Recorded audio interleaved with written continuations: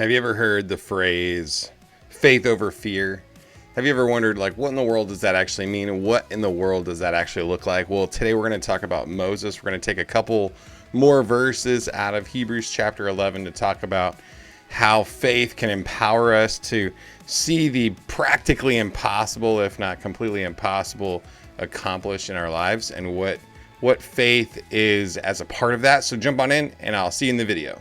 Welcome to the Equipped Disciple channel. My name is Rick McClatchy. I will be your host. We are here to be and to make disciples of Jesus, and we do that through daily devos, through Sunday sermons, and through other discipleship resources. We are here to equip you. All right, so here we are again. We are still chomping our way through little by little through the book of Hebrews. We're in chapter 11, just taking another little chunk out of the chapter. And so here we go. We are into Hebrews 11, verses 27 through 29, and we're going to talk about faith that fuels fearless perseverance. Faith that fuels fearless perseverance. So let's jump right into the text and let's take a look and see what we got going on here. So we have, by faith, he, speaking of Moses, left Egypt behind, not being afraid of the king's anger. For Moses persevered as one who sees him who is invisible. By faith, he instituted the Passover and the sprinkling of blood, so that the destroyer of the firstborn might not touch the Israelites. By faith, they crossed the Red Sea as though they were on dry land. When the Egyptians attempted to do this, they were drowned. Let's take a look. So again, just going back into our definition of faith. Faith is behaving like we believe that what God says is actually true. Faith is behaving like we believe that what God says is actually true. So that should result in faith over fear. Again, we've already talked about this a time before. So apparently it really is helpful in overcoming fear, because faith puts all of our attention, our trust, and our focus on God. And that way, we're not focused on the circumstances. We're not focused on the enemy's stinking lies. We are focused on him, what he is capable of, his faithfulness, his promises.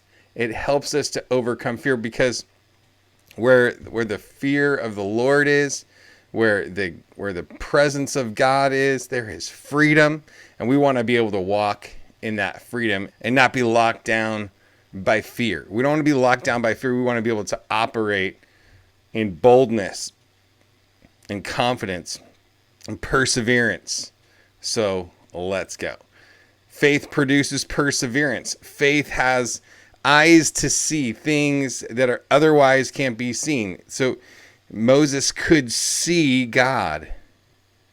Even though God is invisible, his eyes of faith were locked in on the King of Kings and the Lord of Lords. He was listening to God. He was hearing him. He was then just walking out in obedience to what God said. Now, of course, Moses had some pretty good arguments with the Lord. So Moses wasn't this perfect, instant obedience kind of situation. No, he argued with the Lord that he couldn't speak well, and God's like, do you know who made your mouth? I made your mouth. I can probably make it work the way we need it to work. You know what I'm saying? And so kind of encouraged by the fact that Moses is anything but perfect. Like I always say, we think about people in the Bible and we think that, they pull open their chest. It's going to be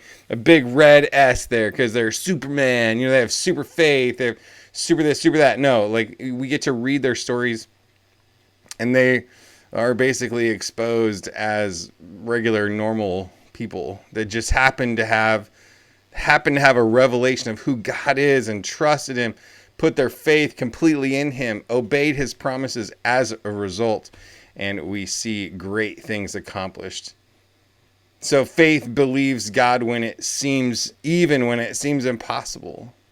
And, one of the examples mentioned in these verses is the Passover. So Moses instituted the Passover because of a result of his faith. God told him what to do, and he said, okay, I believe you, Lord. I believe you're telling me the truth. So I'm going to do these things. I'm going to tell them how to cook their meal, how to behave as they're eating the meal, how to put the blood on the doorposts. I mean, it was the whole deal, right? So I guess as I was preparing to share this in this Devo, it was hitting me to a new level, the amount of work that Moses had to undertake to get the entire nation of Israel to follow these intricate, detailed plans of the Passover. And I thought, wow, man, it takes faith just to even believe that you can pull it off, just that you can even get it communicated to everybody, that they can hear you, that they listen to you, that they take note of the details, they execute the plan accordingly. And so I don't know, I was just kind of like, wow, that's nuts, that he was so convinced that he put himself through the process it would take to get that many people falling in line with what God said to do, because obviously the destroyer was on his way, and it was a matter of protecting the nation of Israel and the firstborns of Israel from the destroyer. And so it's kind of a big deal, right? And so it's the sprinkling of blood, the Passover, the whole process of that meal. He was able to get everybody on the same page and step forward. And then we have faith believes God when it seems impossible, and the example being the Red Sea crossing. I don't know, and I feel like this is another one of those that we kind of take for granted a little bit, right? And so, but there they are at the Red Sea. They've got the Egyptian army beating down their backs, like wanting to kill them, right? They want to either kill them, or they want to round them all up and bring them back in to be slaves again. And it was in that situation that God said, don't worry about it. I got a plan. Boom. And the water opens up. Well, when you have water, deep water in front of you, a big, long chasm to cross, essentially, and the water opens up like walls on both sides, you recognize how long is this going to hold out for us? Like, how long are these walls going to stay standing? And if those walls come down, I'm toast, as we got to see, or at least read and hear about. The Egyptian army was all drowned as a result of the water rushing in on them. So I guess sometimes I think we forget the level of faith that it requires to step out into a parted sea, right? It's not, you have to trust that the water is going to hold, that it's not going to come crashing down on you.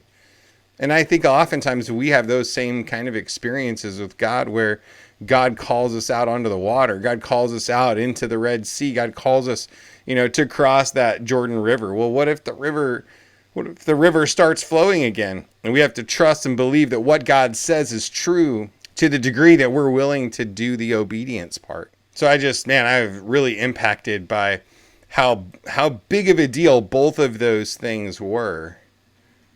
Like planning out and communicating all of the Passover, and then executing the crossing of the Red Sea.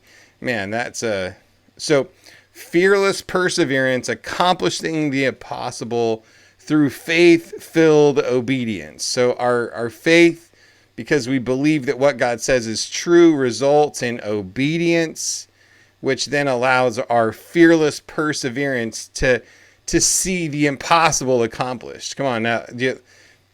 I want to be a person that operates in fearless perseverance. So just type perseverance in the comments right now, man, if you are on board for that and saying, Lord, help me, Lord, I believe, help me in my unbelief. Lord, help my faith to be stronger. Lord, help my faith to overcome the fear, that I might persevere, that I might see your works accomplished in me and through me and around me. So with that, a big hearty God bless you. Have a great day today. I'll see you tomorrow. Hey, if you're getting value out of these videos, if you could just make sure you hit the like button, maybe subscribe to the channel. YouTube is suggesting a video right about here for you to check out. So go ahead and check out the next video.